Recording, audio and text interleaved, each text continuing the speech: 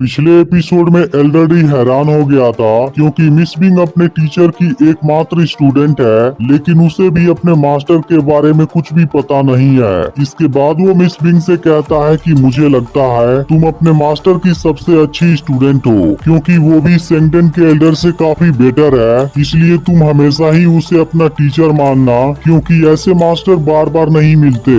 जिस पर miss Bing एल्डरडी से कहती है कि मैं आपकी बात समझ गई। इसके बाद एल्डरडी यहाँ से जाने लगता है क्योंकि इसे मिस बिंग के मास्टर के लिए कोई चीज खोजनी है, और इसके बाद वो यहाँ से जाने लगता है। लेकिन तभी मिस बिंग इसे रोकती है क्योंकि वो इससे कोई बात करना चाहती थी। इसके बाद वो कहती है कि अगर मेरे मास्टर इस पैलेस में कहीं भी दिखाई दें तब आप उसी समय आप किसी को मेरे पास भेज दीजिएगा। मिस बिंग की यह बात सुनकर एल्डरडी कुछ सोचने लगता है और कहता है कि वैसे तो तुम्हारे मास्टर कठोर नहीं है, लेकिन अगर वो उस बात से गुस्सा हो गए फिर इस बारे में तुम्हें सब कुछ बता देना होगा, क्योंकि मुझे फ्यूचर में उनके साथ बहुत लंबे समय तक काम करना है, इसलिए मैं उनके साथ अपने रिलेशन को खराब नहीं करना चाहता। यह सुनकर मिस बिंग इसकी बात मान जाती है और अब एल्डरडी यहाँ से चला जाता है। वहीं एल्डर लियू बाहर इंतजार कर रहा था, जहाँ पर एल्डरडी और मिस बिंग भी आ जाते हैं। इसके बाद एल्डर लियू इनके पास आता है और मिस बिंग इसे तुरंत कैंगलिंग माउंटेन में जाने के लिए कहती है, जहाँ पर इसे एक फ्लैग लगाना है, लेकिन एल्डर लियू को इस बारे में कुछ भी समझ नहीं आता। इसके बाद हम टैन्यू को एक जगह पर देखते हैं जहाँ पर वो आइस एट्रीब्यूट को प्रैक्टिस कर रहा था। इसके कुछ समय बाद वो काफी खुश हो जाता है और कहने लगता है कि ice attribute best cleaning fire के जैसी नहीं है, लेकिन फिर भी होंगमेंग आइस को निगलने के बाद यह दूसरे लेवल पर आ गया है, जिसकी वजह से पावर काफी हद तक बढ़ गई है और यह चीज दूसरे लेवल वाले किसी भी वेपन को डिस्ट्रॉय कर सकती है। लेकिन इसी के साथ टैन्यू की बॉडी भी काफी पावरफुल हो चुकी है, क्योंकि उसने आइस एट्रीब्यूट के साथ साथ अपनी बॉडी को भी दूसरे लेवल पर प्रैक्टिस कर लिया है, जिसकी वजह से इसकी हार्डनेस टॉप लेवल की हो गई है, इसलिए वो अब किसी भी चीज को बिना हाथ लगाए चीर सकता है। इसके बाद वो कहने लगता है कि सोल की ताकत फिटल सोल मिरर के ग्रेट परफेक्शन के जैसी हो गई है, जिसे केवल गॉड गिफ्ट से ही अचीव किया जा सकता है। लेकिन फिर भी टैन्यू को फिटल सोल मिरर के 8 फोल्ड बैरियर के बारे में उतना पता नहीं है। फिर वो कहने लगता है, लेकिन जब मैं टेस्ट को पास कर लूंगा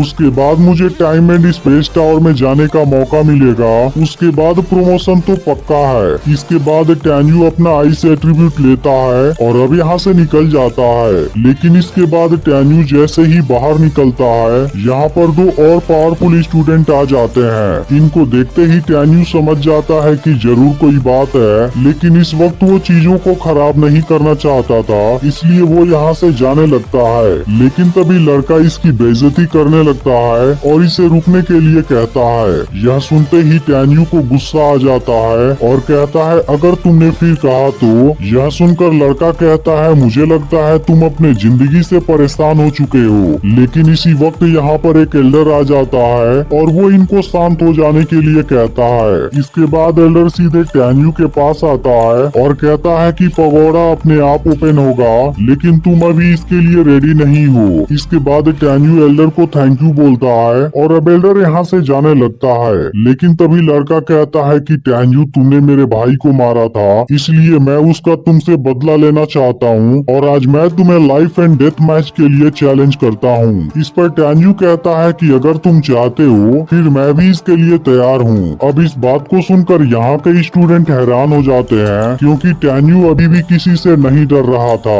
तभी लड़के के साथ वाली लड़की कहने लगती है कि अगर तुम्हें इस बात का डर नहीं है फिर मैं भी तुम्हें लाइफ एंड डेथ मैच के लिए चैलेंज करना चाहती हूँ, लेकिन अगर मुझे तुम मना कर देते हो फिर मुझे इस बात से कोई हैरानी नहीं होगी, क्योंकि आखिरकार तुम्हारे पास तो एक बेकार फिटल सोल है। अब इस बात को सुनते ही टैन्यू को इस पर काफी गुस्सा आता है और कहता है कि मुझे तुम्हारा चैलेंज मंजूर है। लेकिन अब टैन्यू इन दोनों के साथ अकेले ही लड़ना चाहता है, जिसे सुनकर लड़की भी काफी परेशान हो जाती है। यह देखते ही सभी स्टूडेंट फाइट के लिए एक्साइटेड हो जाते हैं। लेकिन अब एल्डर टैन्यू पर गुस्सा होने लगता है और कहता है कि तुम इनके चैलेंज को कैसे एक्सेप्ट कर सकते हो। तभी लड़का कहने लगता है कि टैन्यू ने चैलेंज को एक्सेप्ट कर लिया है, फिर बीच में आने वाले आप कौन होते हैं। तब एल्डर कहने लगता है कि तुम सभी डेनमार्क के फ्यूचर के पिलर हो, हो, इसलिए अगर तुम्हें कुछ हुआ तो एल्डर बेन काफी गुस्सा होगा। इसके अलावा अगर टैन्यू की भी मौत हो गई तब इसके वजह से आउटर गेट के ग्रेट एल्डर को भी मरना होगा,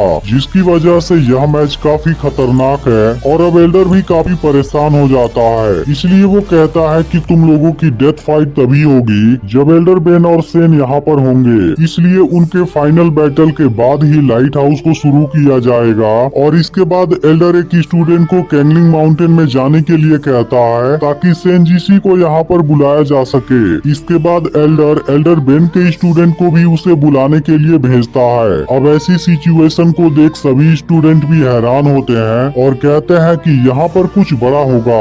अब इस बारे में पता चलने पर एल्डर बेन काफी खुश होता है और कहता है कि टैन्यू तो अभी काफी यंग है, लेकिन वो सियाओ चियांग के थोड़े से इंसल्ट को भी बर्दाश्त नहीं कर सका। इसके बाद वो अपने स्टूडेंट को यहाँ से जाने के लिए कहता है क्योंकि वो नहाने और अपना कपड़ा चेंज करने के बाद वहाँ पर आएगा। और अब एल्डर बेन इस बात से काफी खुश था। वहीं अब सेन को भी इस बारे में पता चल गया है और वो टैन्यू के बारे में काफी परेशान होने लगा है। इसके बाद वो कहने लगता है कि इस खरगोश के बच्चे ने एक ही समय पर दो लोगों के चैलेंज को एक्सेप्ट कर लिया। फिर वो उस जगह पर जाने के लिए अपना स्पीड बोट निकाल लेता है, जिसे देख डेनियल हैरान हो जाता है क्योंकि अब वो भी उस जगह पर जाना चाहता है। इसके बाद सेन इसे अपने साथ में ले लेता है और अब दोनों यहाँ से निकल जाते हैं, जिसके बाद एपिसोड यहीं पर एंड हो जाता है।